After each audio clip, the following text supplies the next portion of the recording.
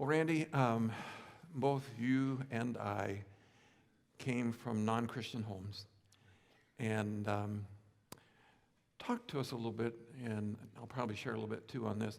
Talk to us a little bit about what was it like when you came to Christ? Was there happiness involved?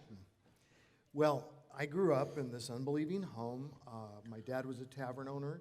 He had a business called Alcorn Amusements, and he provided amusement machines for taverns. And so we would have, I had 2 jukeboxes in my room, and we had multiple pool tables and shuffleboard machines and bowling machines and all of those kinds of things. So back in the pre-computer era, my place was a popular place for my friends to come and hang out.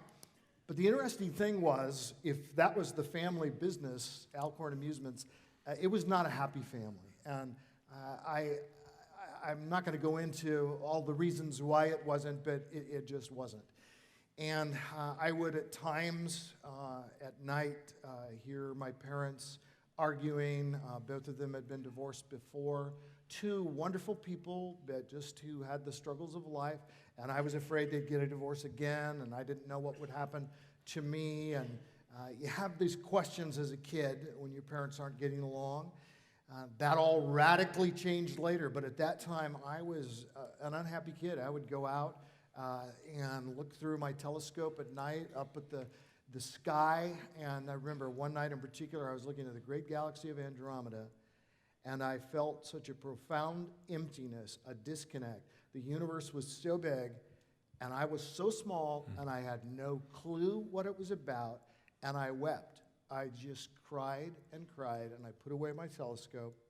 And then years later, when I'm 15 years old, I hear the gospel.